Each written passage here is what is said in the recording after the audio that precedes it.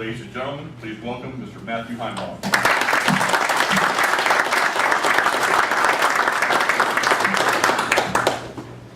All right. How's everyone doing today? Good. Well, I have to say, it truly is an honor to be here with every single one of you. Because there's a lot of things that you could be doing early on a Saturday morning. You could be sleeping in. You could be preparing to go do a cookout, to go watch a game with your neighbors or things like that. You could be trying to catch up on the chores that I know each and every single one of us has waiting for us at home. But you're here because of the most important principle that a man or a woman can do: the future of our children. The future of our children is a battle that must be fought by every single generation. It's a struggle that never stops. If one looks at the animal kingdom, one only has to look at the shark, which of course is one of the great predators of the seas. If a shark stops swimming, it dies. And very much like a people, if a people stops the struggle for survival, they will also die. So to open, it's such an honor to be with men and women, young and old, that understand the principle of tradition and of nationalism is not worshiping the ashes. It's maintaining the flame. It's continuing the struggle so that our people might survive. My talk today is Stop the Insanity. Reform is impossible. Now, the definition of insanity, as many of you know, is doing the same thing over and over again, and expecting different results. Someone would have to be absolutely insane to continue doing something that has failed and think something different is going to happen. We as a people, for too long, have been looking for the easy way out. And that's reforming the American empire. Because it doesn't take a lot to go cast a ballot every 2 or 4 years to think that the Republican Party is going to actually save us. That's the easy thing to do. It's a cop-out, but it doesn't work. And we talk about it. We see the pundits, we see people coming out, as Mr. Tubbs mentioned, the Tea Party and things like that, saying if only we held our elected representatives accountable, they would truly fight for our future. They would truly live up to their principles. But the system has been made against us. The system isn't failing. The system isn't incorrect. The system doesn't have to go back to what it was originally intended to be. No, from the very beginning, it was built against our people. One of the points I want to bring up is we talk with so many conservatives. And we, of course, are not conservatives. While we do want to conserve our people, our culture, and an identity as Southerners, and of course, as Europeans here in North America, we as nationalists do want to conserve our people. But we also want to push forward. But we don't want to conserve the shackles that hold us in bondage. And too often the conservative movement wants to do just that. Documents reflect. They never project. And when speaking about the Constitution, and speaking about many of the institutions that we have with us, there is a principle that people think when you're not a true nationalist, because nationalism is understanding. We had Pastor Fink up here talking from the Word of God. Let's go back to the Greek. The word nation in the Greek comes from ethnos, the very root word of ethnicity. One cannot separate the fact that your nation is made up of your people, bound together through thousands of generations of blood, of sacrifice, and of shared culture. A nation is not your passport. A nation is not the currency that you have in your pocket. And the nation is certainly not a document. The nation is your extended family. The Constitution, the Articles of Confederation, and other documents such as this, they reflected our people at a time when we were strong in our Christian faith, at a time where we had strong social unity and cohesion amongst ourselves. But the Constitution has always been what it's been. It was simply reflecting, much like the moon reflects the sun's rays, reflecting our people at that time. When our people were strong, when our people baptized our land with our blood and the blood of our enemies, fighting against the Indians, fighting against the French, fighting against the British, fighting against anyone, including the natural elements themselves, that would strip us of creating a home for our people. We have baptized this land in our sacrifices. And the institutions we initially set up reflected this. They reflected the warrior spirit of our Southern men that proudly went forward from the time we landed on this soil, going back thousands of years to our time in Europe, to fight for our wives and our children and our God. It also reflected the feminine. We cannot forget, we have a great mix of folks here, men and women here, again, young and old. But we also can't forget the fact that our women in this struggle are as equal to the sacrifices of men. Because every battle we win on the battlefield, they win with the cradle.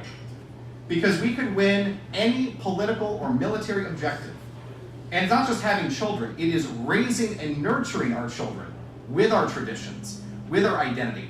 Every child that is brought into this world from our nation that will then carry on this flame is a battle as important as one we win in the political or the military sphere. Our institutions reflected these noble, chivalrous principles. But what do they reflect now? Well, the Constitution, in the name of freedom, in the name of human rights, which of course would be an absurdity to our ancestors, the ideas that rights are going to come from a piece of paper. We understand that rights and traditions, they come from Almighty God. And they also come from us as an extended family, where the rules we made for one another and how we could deal with one another were built on our shared experience. We're based on the fact that we had traditions, an organic culture. There was high trust within our society. But what is reflected now by the Constitution and the federal empire in general is gay marriage. Is that what the men of the Continental Army marched forward for? Were they freezing at Valley Forge to murder the unborn? Because let's just think about the scope of just abortion alone. We have lost more of our children, and of course, unfortunately, whites here in North America do the majority of abortions. We have lost more of our brothers and sisters than the Soviet Union and Germany lost in war casualties in World War II put together. Nearly 70 million unborn children have been killed by the United States empire, but it was in the name of freedom, right? Freedom of choice, freedom of my body, my rights. No responsibilities. That's what the Constitution now tells us. That's what the American empire tells us. It's about your rights. What about your duties to your kinsmen? Duties to your community? Duties to your nation? Well, that takes a lot of work. It's inconvenient. No, it's all about you as an atomized individual. We live in a society that is reflecting the values of our occupiers. And in the principle of reform, we must understand demographics are destiny. And we need to understand with the conservatives saying, if we just got a true constitutional conservative like Ted Cruz, he would absolutely make a new Zion on earth. He would make Israel as the mighty nation upon a hill for all the nations to look at. We will have the truest and greatest nation on the planet. Because family values cross the Rio Grande, don't they? Right? That's what I keep hearing. That the social conservatives from Latin America are going to come and bring us this new age of family values and of nationhood. Well, no, that's absolutely insane, because a nation is a people. But demographics is destiny. And the majority demographics of a nation, or in this case an empire, are going to be reflecting the people that make up the majority. The Constitution and the American empire are reflecting people that want you dead. There's no other way to cut it. That's not a hyperbole. That's not being over the top.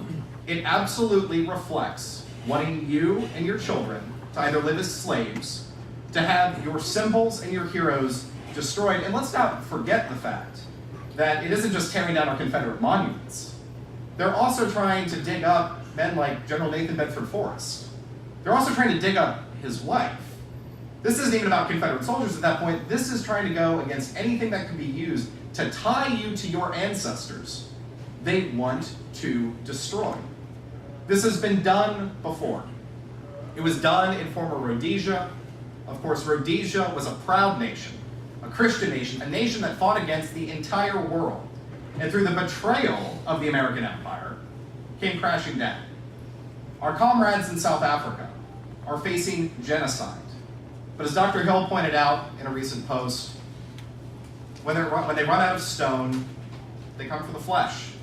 In South Africa, they tore down the monuments. They tore down the symbols. They tore the Afrikaner and the Boer people away from their heritage. The name of human rights comes again, doesn't it? This idea of human rights and equality. It just seems to end up with our genocide. It seems to keep happening that way. But no, and the idea of the brotherhood of man, they are fighting to destroy everything about us. We need to understand, if we stay in the American empire, our children, our grandchildren, our great-grandchildren will never live as anything but slaves. Because the American system wants to disenfranchise them. And the Republicans have been shown, after what happened, I guess it was 2 years ago now, in South Carolina, the attacks on our flag began. Of course, it happened before that, the changing of the Georgia state flag in the name of being more inclusive, removing the Confederate battle flag from the Georgia state flag. They've been attacking our symbols for a while, but full bore, the war of genocide against our cultural symbols began 2 years ago. And what happened is actually a pretty exciting thing. The conservatives that could dog whistle to us, and have for decades, for generations actually, have dog whistled that, I can't say it, but I'm on your side, wink, wink, nudge, nudge. Our people fell for that time and time again, but we actually have the exciting fact that we have now shown that these Republicans, these supposed proud sons and daughters of the South that represent us in state legislatures and represent us on Capitol Hill, actually hate us. There is no dog whistling because, like a scared child, when they're caught with their hand in the cookie jar of just defending the best interests of their constituents or defending their own ancestors, they flee, they apologize, they throw a temper tantrum, they cry, and every single time they abandon us.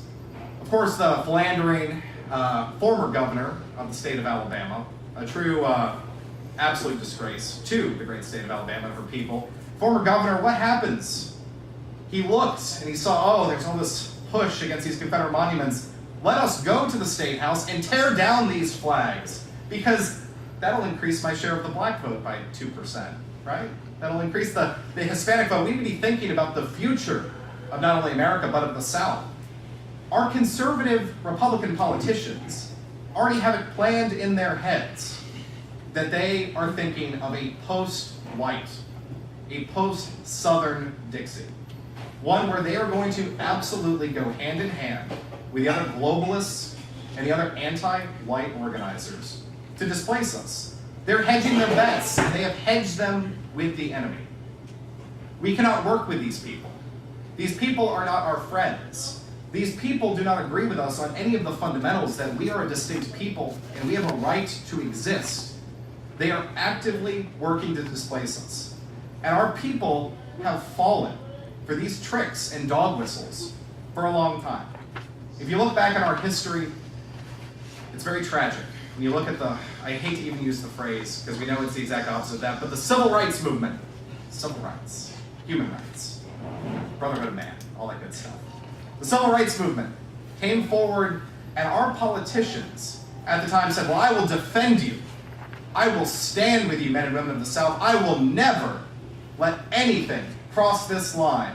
I'm going to stand in the schoolhouse steps, segregation now, segregation tomorrow, and segregation forever. What happened? Wallace moved out of those steps. He did. And I know there are some of our older members here that probably voted for Wallace because he was the best option at the time.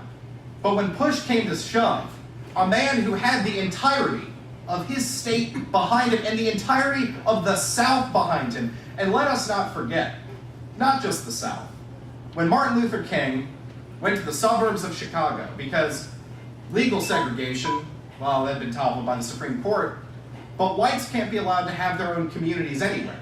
Because if we're allowed to just opt out of multiculturalism, Well, that means that we get to keep our own institutions, our own schools, our own businesses, and control over our own land. So it wasn't enough to get rid of legal segregation. They had to go against de facto segregation. They had to go against anywhere whites were, not just in the South, but around America, to forcibly integrate us with the forces of multiculturalism.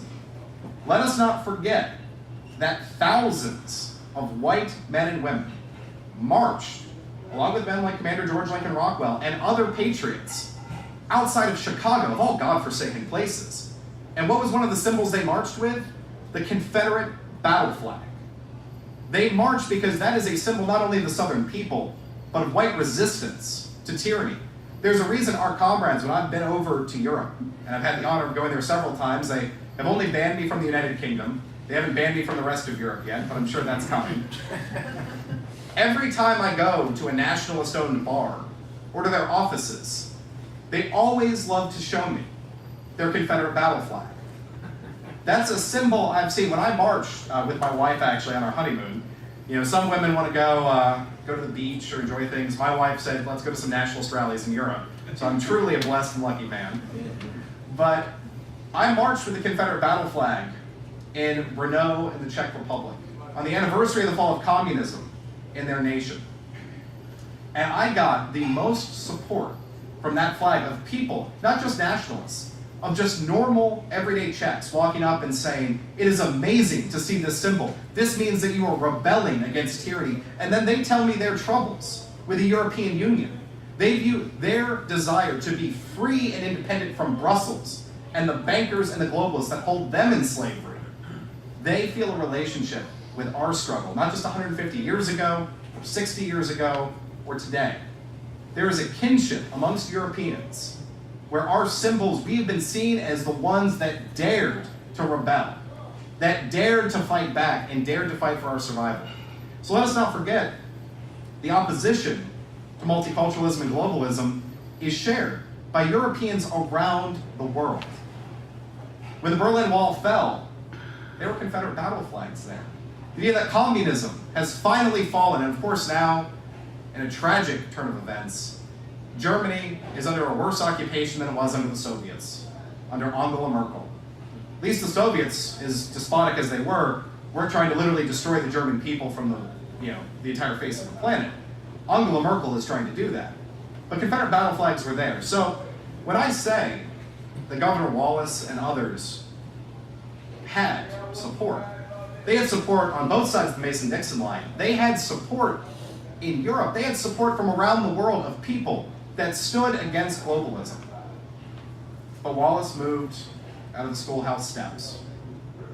And of course, Governor Wallace then, in 1972, well, he wasn't going to defend segregation anymore. He just wanted to talk about states' rights.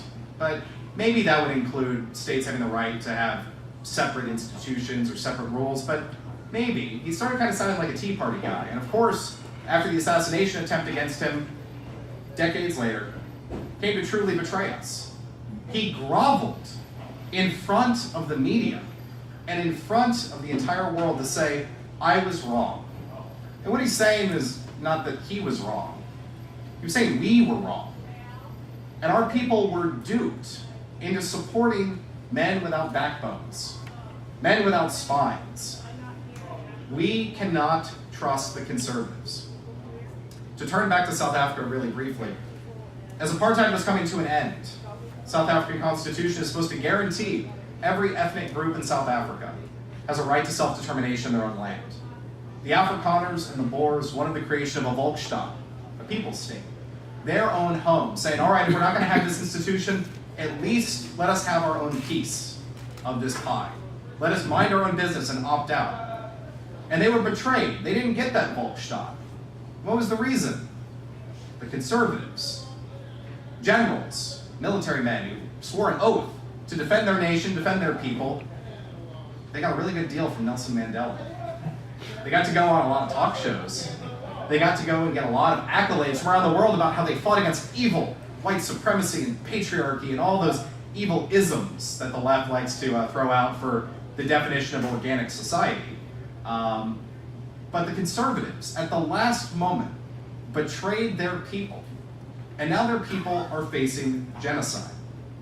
We must understand in this battle that reform is not possible because the institutions are stacked against us, but the conservatives, from the very beginning, are actively opposed to us. How many people have you talked to in your life that say, well, I agree with you, but I could never say it out loud? I could never say it out loud. These people are cowards. These people absolutely are telling you the very survival of their ethnic community, their extended family, isn't worth being called a racist. How spineless is that when you look at our ancestors who have fought for millennia to get us here, sacrificed on the battlefields of Tours, pushing back the Islamic invasion when it was less than 50 miles from Paris. Under the banner of the hammer and the cross, Charles Martel and his Franks sallied forth and gave their blood to defend all of Europe. Constantinople, we just had the anniversary of the fall of Constantinople, which again, if we want to look at who's really opposing us, who opened the gates of Constantinople? But for hundreds of years, Constantinople stood, attacked dozens of times, where its defenders protected Europe, where our men died on the battlefields at Lepanto and Vienna and 1,000 other battlefields, again, baptizing our land with their blood and the blood of our enemies to ensure that we could be here today. To think that a peasant farmer who has never gone more than 20 miles from the place of his birth could pick up a sword and march hundreds of miles in the worst elements to go fight for the very idea of Christendom and of Europe. If he could do that, and we deal today with conservatives that don't have the backbone to be called a name. I learned when I was in elementary school, sticks and stones may break my bones, but words can never hurt me. But to these people, words are the most effective weapon against them. Our very people have been pushed to the brink of our own extinction with words. Not with tanks, not with bombs, not with chemical weapons, not with anything other than words. Of people risking having their feelings hurt. Not being able to go to the local book club, not being able to go and sit at the Kiwanis Club or the local lodge or whatever and have someone say, did you really say that white people have a right to exist? That social pressure has broken our people. And these conservatives are on the side of the enemy. They are actively working against us. So we have to identify the battle line is, and this will be expounded upon. I don't want to steal your later part of your speech, Dr. Hill. But you can either be a nationalist or a globalist. There is no in between. And Dr. Hill will say it a lot better than I can, so look forward to that. But with demographics as destiny, in this American empire, let's say, hypothetically, these conservatives that actively work against us and have for generations, actually got their stuff together and rallied to us. Well, it's too late.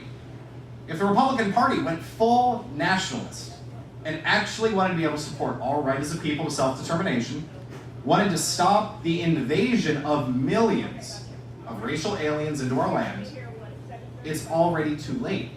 When Texas, the great state of Texas, the men like Sam Houston fought for, that our great heroes died in places like the Alamo to secure for us, the Southern people. Texas is going Democrat very shortly.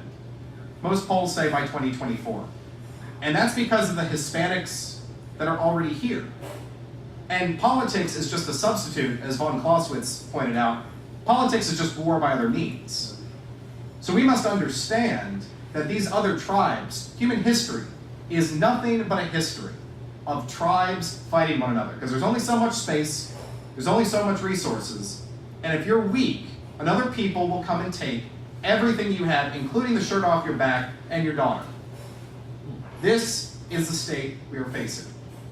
These foreign peoples understand supporting democratic policies benefit them and hurt us. And in this conflict, that is exactly what they are doing. They are conquering the land that we took with our own blood, with ballots. And once Texas goes Democrat, even if the Republicans went nationalist, they are going to have control of the United States Senate, of the United States presidency, and very soon, the United States House, within just a few election cycles, if current trends continue, which it looks like they will, or get worse, the House is simply going to be made up of Southern representatives, whites from the Midwest, and we're going to live in a one-party state. I know many of you feared Hillary Clinton's election. What do you think of a future of only Hillary Clintons? Actually, probably Hillary Clinton being a moderate, the best we could hope for in a Democratic one-party state. Because the Democratic Party, if you want to look at the people they're raising up, they actually have people who ran to be the next head of the DNC who flat out say, whites should sit down. You shouldn't even speak. Your time is over. We need not just open borders that are porous, open the gates. If we think demographics are bad now, they are only going to get worse under a one-party state led by the Democratic Party. And again, that's just taking into account the idea that Republicans would actually rally on our side. Our future as a people is dependent on us and us alone. There is no aid coming to save us from the institutions already in existence because there's too much money. There's too much power. There's too many lobbying deals you can get. Dr. Hill and I were talking over breakfast this morning about how insane it is John McCain, as a senator from Arizona, a state that is facing Hispanicization at a record rate, would be campaigning for amnesty. Because that's the end of his political future. But he's not really thinking about politics, most likely. He's thinking about the accolades he'll receive. He's thinking about the book deal he's going to receive. He's thinking that he's going to be considered in the annals of history, if whites as a people fall, he'll be considered one of the good ones. Our people are facing off against the united foe of the so-called left and the so-called right that want nothing more than our destruction. If we cannot vote our way out of this empire, if we cannot vote our way out of this institution to make things better, independence is the only path to survival. There is no way to reform the American system. Because to identify the fact, and it's actually liberating, like let's consider it, because in the back of your head, there really would be a push to think, well, maybe it'll just get better. Maybe we can just push the GOP talking points to the right a little bit, and we'll get something, and it'll be okay. It's liberating. It is truly liberating to know that there is no aid coming except from heaven in this struggle. Because that means we have to pull ourselves up by our bootstraps, to look at our brothers and sisters, and to know that it is up to us and us alone to achieve these objectives. We are not going to find anything from this system. There's been a flood into our nation and into the empire at large. And that flood is 200 years of pent-up liberalism. And of course, demographic changes. We see within the American empire that the institutions that were supposed to protect us from tyranny, that were supposed to protect us as a distinct people, because let's remember, I can critique the founders, as long as there's daylight out, and I'm not going to bore you guys that much. But let's remember, the founders passed the first immigration law that limited immigration to white persons of good moral character, telling us that there was not only an ethnic component to our nation, or at that time 13 nations. Let us not forget that Great Britain had 13 peace treaties at the end of the so-called American Revolution. Each of our states was considered a separate nation to the degree they had to make peace with all of us separately. That is how distinct we were. To remember that our culture and our identity, from the Cavaliers of Virginia, all throughout, I'm not even going to talk about New England, actually, that's a whole cluster right there. I'm not even going to go into that. But amongst the Southern people, we had distinct identities.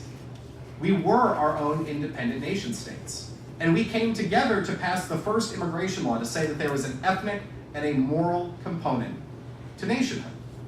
The idea that we would not demographically displace ourselves, the idea that we would not socially fall into the degeneracy that we now see today, these levees that were put into place have burst.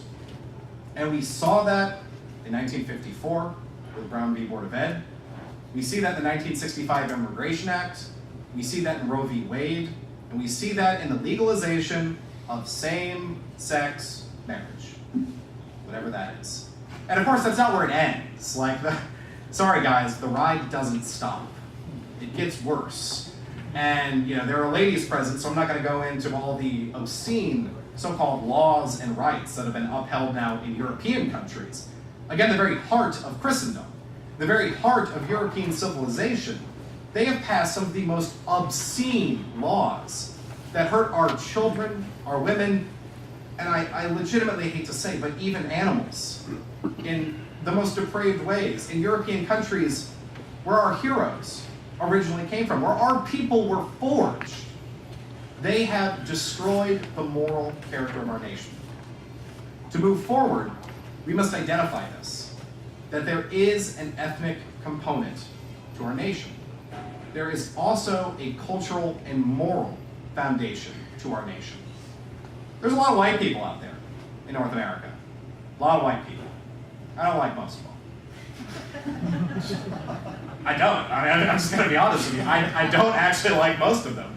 I don't actually want to live with them. I don't want them sending their kids to school with my kids. Because I've been to Portland. I've been to Seattle. And if you want to look and see at how far our people can fall as Europeans, because let's remember, the West Coast was originally settled in many ways by our people. After the war, the Southern people, so much was destroyed, they were looking for a new place for their families. They went out west. States like Oregon put in their state constitution that future rocket scientists and heart doctors and all those sorts of things that they love to tell us about diversity weren't even allowed to live in the state. That wasn't New England Puritans coming up with those state laws. Those were Southerners that understood that our people, wherever we were, needed to be able to have our own home. But how far things have fallen on the West Coast goes to show the color of your skin is important. That means your shared ethnic heritage. That means we are a people. But your citizenship in that people, just like being in an ancient tribe, say in Scotland or Ireland or Germany, or in any other place in Europe, also means holding up to basic principles and standards. You could be exiled from your tribe if you did not uphold those basic standards. And I hate to say it, but the majority of white people in America do not uphold any share of the standards that we need as a nation. We must cultivate virtue. We must cultivate morality. Because how many of you, I'm going to do a show of hands, how many of you have gone to a public demonstration with a league or another nationalist organization? Raise your hands. Okay, very, very good show. So, what we identify within this principle, how many people have ever been faced off against anti-fascists, against leftists? How many have faced off against the enemy? Okay, almost everyone. What's the color of the skin of the majority of the people we face off against? White. Yep.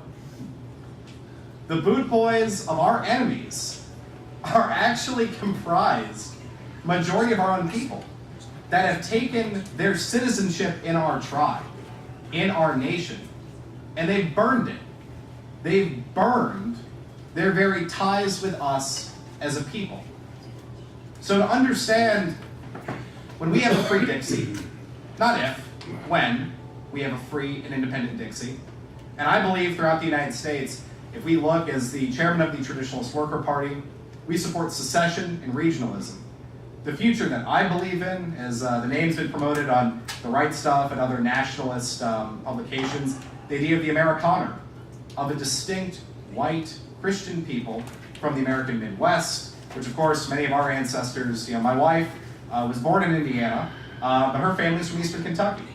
I'm a Southerner. I was born in Maryland, which the old Lion State, we've been trying to keep the enemy back for a long time. But my family is originally from North Carolina. So you see where our people and our distinct culture has spread throughout the American Empire. Wherever we are, a garden appears of our values and our virtues and our identity. I even have a friend out in Montana, and every summer they have a Southern get-together where all the descendants of Dixie come together with their state flags to eat Southern food, to sing Southern songs, and remember that while they might be thousands of miles away from the heart of the Southland, they're still Southerners. But I believe in a future where regionalism and our distinct identities, this isn't about making someone from Indiana or Michigan a Southerner, or making a Southerner just simply a white person. No, we have a distinct identity. We are distinct people. But the future of the American Empire for Europeans must be one where we have independent homelands according to our traditions and values spread throughout North America. This is the future of secession, not just for us, but the total death of the American Empire. Because if we don't balkanize the entirety of America, think they're not going to come for you? Because we can declare independence, but they'll send their tanks, send their bombs, and to that, I say, as nationalists have before, we will not capitulate. But I prefer not having to go through that. I will if I have to, and I know you would too. But we must look towards the total balkanization of the United States Empire. For whites working together on both sides of the Mason-Dixon and throughout the United States to end this failed multicultural experiment once and for all. Because we must end America. I'm sorry, it sucks. And there's a part of me, after, I hate to say it, maybe hanging out with some buddies after a few beers, Toby Keith comes on the radio and it starts to grate, but if there's enough lubrication, I might feel just a little twinge. I don't actually feel patriotism. It actually hurts to think that what I was raised with, because I was raised knowing that I had Confederate ancestors, knowing I was raised in the South. Actually, my hometown of Poolesville, Maryland, funny enough, made Time magazine in 1956 because they were integrating about a dozen blacks into our schools, and over 90% of the Poolesville parents pulled their children out, and they had to bring in police to hunt them down in barns to drag them into school. And the National States Rights Party actually held a huge rally that was attended by the majority of my town. I was raised knowing this, knowing that my people had a distinct identity. But we must understand that the America I was also raised with, the idea of bald eagles and flags and hot dogs and trucks, I guess. I mean, you're really scraping the bottom of the barrel when your identity is based around your mode of transportation. I mean, or the type of camouflage that you happen to wear. You're really digging at the bottom of the barrel. But we must remove from ourselves any sentimental ties to the American Empire. This cultural secession precedes political secession. There is nothing good to be found in romanticizing our occupiers. Because if you were to go and talk in the early 1800s to a Greek citizen, wouldn't you call them a traitor if they idealized the Ottomans and elements of their culture, the forces that were occupying you? You would view them as a traitor to their nation. Well, if we understand that we live in bondage, there is nothing for us to romanticize or love about the empire that is trying to kill you. Let me say it again. To kill you. Nothing. That's right. It's actively working against you.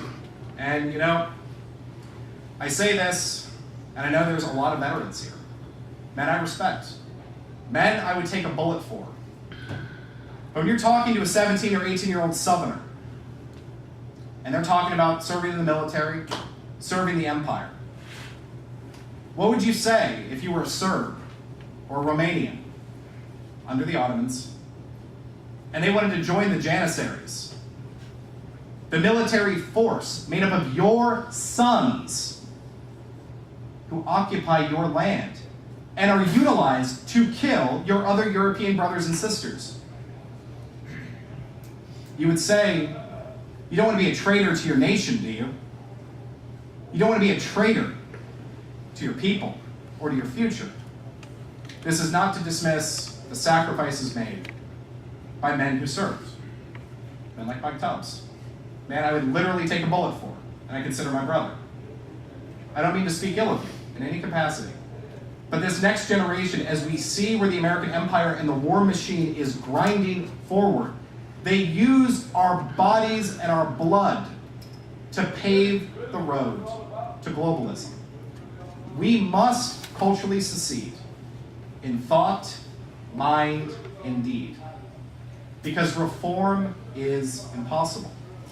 We cannot feed into the beast any longer, because the longer we feed in the beast because of our sentimental attachment to the America that never really was, but maybe once was, in our hearts and our minds, the stories our grandparents told us, is only furthering our occupation.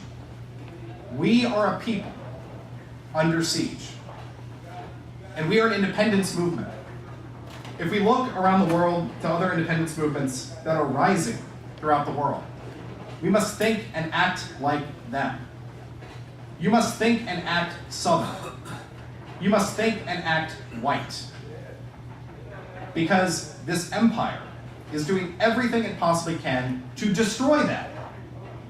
Our cultural secession is built up in things you do every day. I know in your packets, go ahead and look through them, there's amazing materials in there. One of the sections is by Southern. The idea when you go to the grocery store, secede. When you go to fill up your car or your truck, secede. Don't go to the gas station owned by foreigners. Go to the one owned by the guy you go to church with. And if you've got to drive an extra 10 minutes to get to that gas station, do it. Strike a blow against the empire every single opportunity you can. And that's not with guns and bombs. That's with your money, your mind, and your actions. We can break our people from this system that holds us in slavery through where you buy your food, from what venues you go to, from what films you watch. Don't go to the movie theater to watch Jewish propaganda that hates you. Like, are you crazy?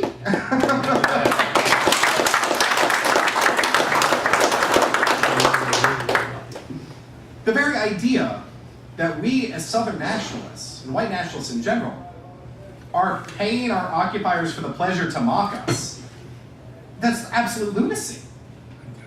Your money talks. I mean, it doesn't talk a lot. That whole fiat currency, Federal Reserve thing kind of sucks. But it does talk. And you need to remember this. Do not pay your occupiers for the pleasure of beating you down. This is dependent on every single one of us. And tell your neighbors. They might not be League members. They might not be Traditionalist Worker Party members. They might not be members of any nationalist organization. But they know something's wrong. Encourage them. I mean, even as I was driving down here, kind of a funny thing. See the billboards for motels. Usually not chains, but motels that say American owned. That just sounds like good schools, doesn't it? It's one of those buzzwords. It's kind of funny. Stay there if you can. And I know this isn't going to be easy, but this cultural secession, our economic secession, trade with one another.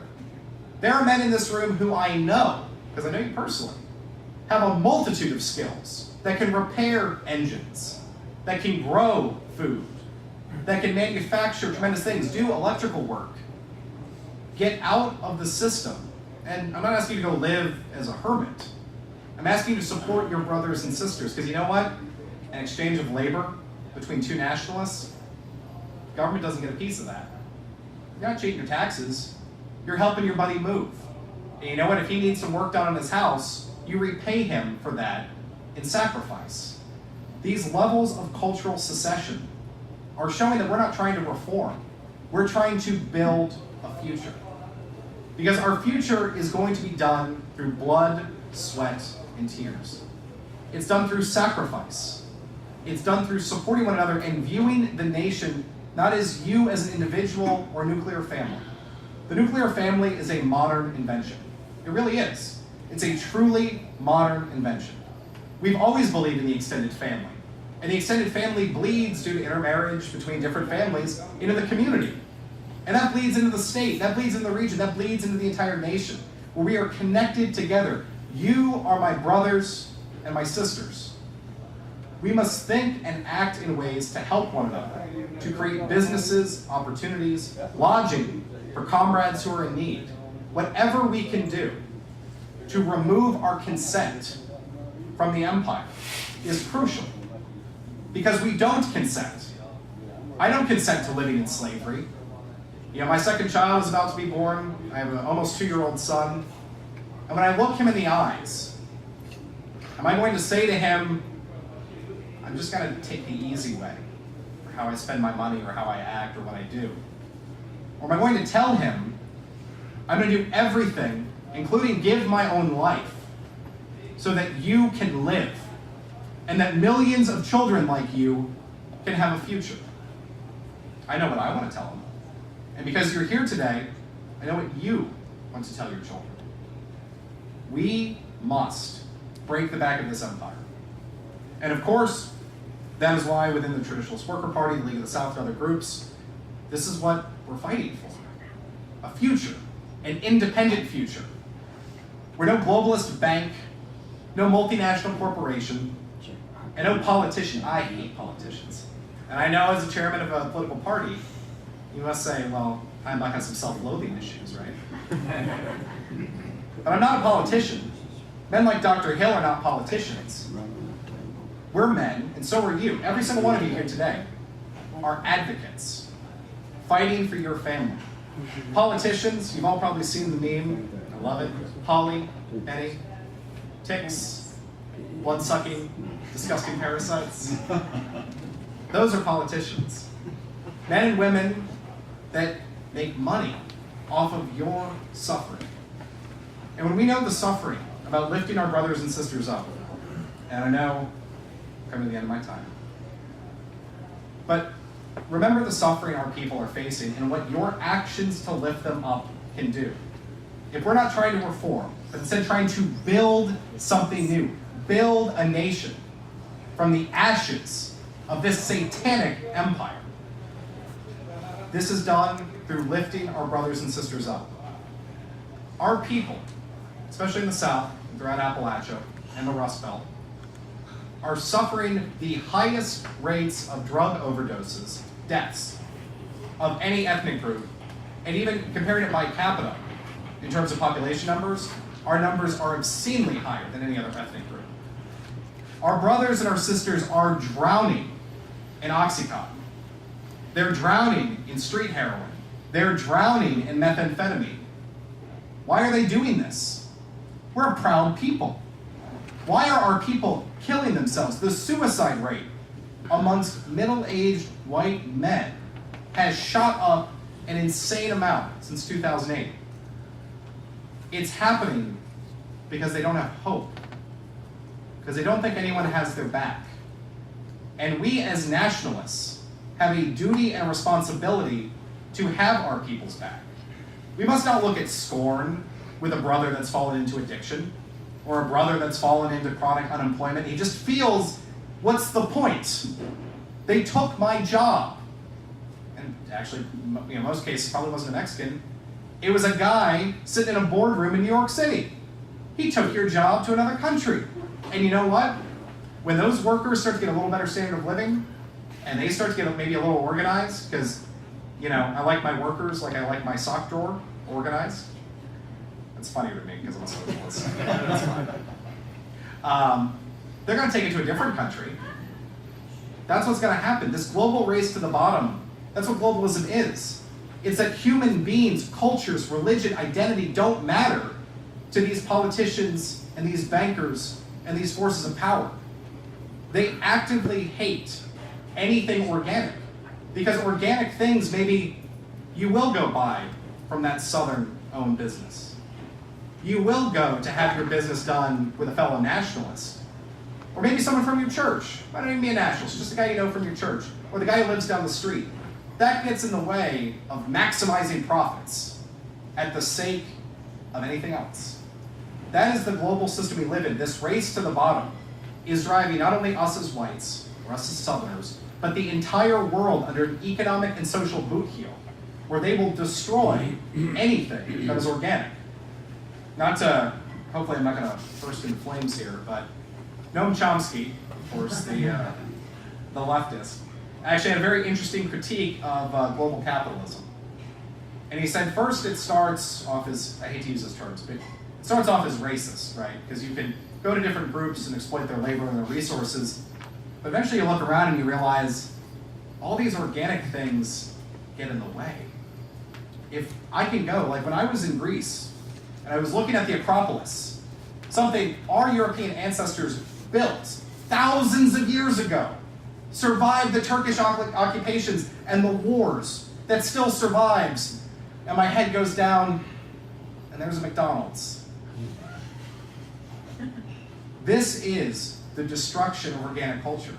When I walk down a street in Athens, American chain, American chain, American chain, oh, a British chain, that's kind of the same thing, but okay. There weren't any Greek businesses.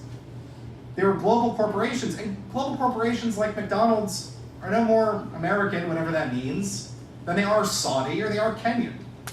They are simply built on the principle of maximizing profit.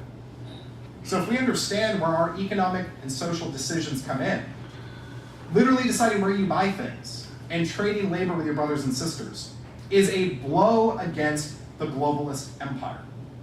This isn't just happening here. It's happening around the world. And that is why we must stand in solidarity with our comrades around the world. Like Golden Dawn in Greece, the National Democratic Party in Germany, other European comrades that are fighting for a free world. One where we will not be sent to butcher one another. Because I know this, if you went and talked to a Union soldier, 1861, and said, so here's what's gonna happen. We're gonna burn the South, and then we're gonna take half of these black people and bring them to your community, and then we're gonna forcibly integrate your schools, and then your great-great-great-grandson is gonna become a transvestite. And then your great-great-great-great-grandson is going to live as a minority on the land that you're fighting for. How does that sound? He'd throw his gun down. He wouldn't have done that. And let's remember, the role of globalism, when Judah P. Benjamin went to ask for money for the Confederacy, they said, no, these bankers kind of like where this American empire thing is going.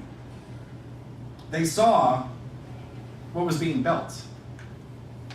Our Southern men, it was actually ironic, we were holding our event in Pikeville that the League represented so strongly at, and I really, really appreciate that, standing together in Pikeville. Local lawmaker, a Democrat, white guy, but from there, but he's a Democrat, is renaming 2 roads because the evil Southern nationalists and white nationalists came to Pikeville for 2 soldiers killed in World War II. 2 men who died in World War II fighting in the European theater. Same question. If you were to go back in time, tell those 2 guys, okay, so here's what we're gonna do. I know we're fighting against like this idea of like the Germans expanding to Eastern Europe. No, forget that. We're gonna give half of Europe to the communists, and then they're gonna kill like 60 million people. It's gonna be great. And then Western Europe, we're gonna come over, we're gonna destroy the churches, destroy the institutions, and then demographically displace all the Europeans there. And then when they're full up of Somalis and so-called Syrians and Kenyans, we're gonna bring them to your community, and then we're gonna send all your jobs overseas, oh, and the Federal Reserve's gonna take all your money. What? I thought I was fighting against tyranny. No. We're gonna have this like really friendly tyranny that's just gonna destroy everything we know. Those guys wouldn't have gotten on the landing craft. They'd been like, man, I forgot something back in Kentucky, just give me a second, and then everyone would come back. This is a worldwide struggle. But remember, our people and our choices are used to bludgeon our fellow nationalist comrades around the world. This must be a world of nations, of proud nations, strong nations, independent and sovereign nations. Ones that we can usher in peace and prosperity, because the enemy, the globalists, they only want war. They only want misery. We've read 1984. How do they justify the tyranny against the people in Oceania? Oh, they do it through constant conflict. They like the suffering on our streets. They like the rape gangs in Rotherham in the UK. They like the military deaths. They like all of these things because it justifies their budgets. It justifies their imperial conquests. So brothers and sisters, this is a local struggle that you fight every day, but it's also a worldwide one, where we as nationalists and as patriots must come together.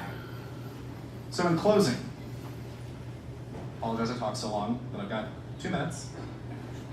I really appreciate being here and looking at such strong men and women. But remember this, there is no help coming. If you want a free and independent Dixie and the death of the empire that is going to make us and our children footnotes in history for some Chinese student 1,000 years from now to read about and go, why did they kill themselves? Why did they let this happen? If you think about that, if we don't win, we will be a footnote in history, just like the Carthaginians are to us. I'm not going to let that happen. And I know you're not going to let that happen, because we are a race and a people of conquerors, of warriors, who when our backs are against the wall, we stand, we fight, and we win. The struggle is not going to be easy, and it's not going to come, our final victory will not come from the Republican Party, or the Constitution, or limited government and tax cuts, which always seems to increase the military budget. Really, it's almost like they have these imperial ambitions or something. But it's going to come from us, in what you do in your communities every single day. You are an ambassador. You are a missionary for our people, for our race, for our culture, for our faith. Your duty is to go out every single day and say there's a better path.